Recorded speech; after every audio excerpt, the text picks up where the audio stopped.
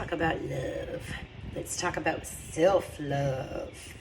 Coaching is a tool to allow you to fall in love with yourself.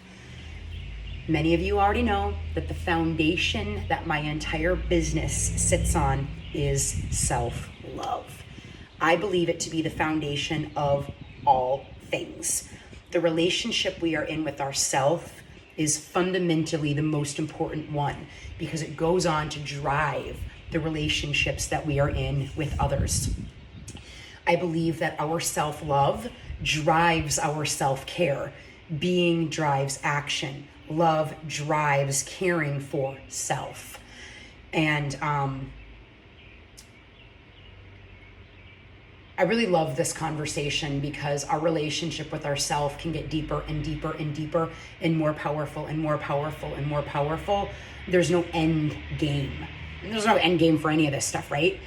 But every single major breakthrough I've had in my life and in my business, making more money, having more joy, feeling more rested, traveling as much as I want to, having the life and the home that I want, they've all come from breakthroughs in self-love, y'all. My clients too.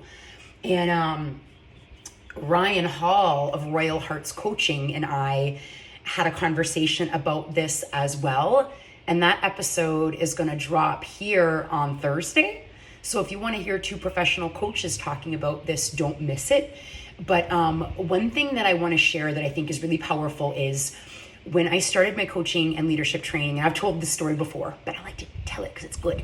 I waltzed in, yogi, in a yoga teacher training. I'm pretty fit. I always have been.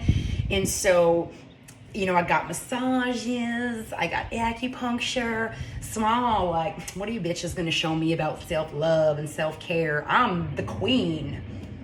I got my ass handed to me on a platter.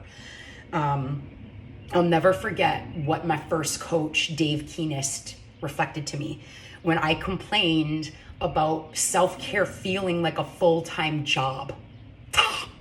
He was like, sister, maybe you wouldn't need so much self-care if you weren't such a jerk to yourself. I had the self-care down when it came to check the box. Where do I need to be? Who do I need to pay? What do I need to do? And then you know what I would do, y'all? I'd beat the shit out of myself when something didn't go well, when I wasn't enough, when I didn't get the client. And it doesn't matter. Well, it matters. It helps. But you can do all the things. And if you don't love yourself, if you don't think you're enough, if you beat yourself up, it doesn't matter. That stuff is not comfortable. It's not easeful, and dis-ease causes disease. So my self-care is so different than it used to be because of how I love myself. And what you see when people start shifting their relationship to self through self-care, they get the relationship they want, they get the job they want, they get the money they want, and people aren't doing things that don't work for them. For example, if you feel like you've gotten the crap beaten out of you by going on a run, don't run. It's not what your system wants. I used to be a runner. I used to race. I don't do it anymore. I got in a huge car accident in 2006. Started running after, and my body was like, B, stop. This hurts. So it's very different.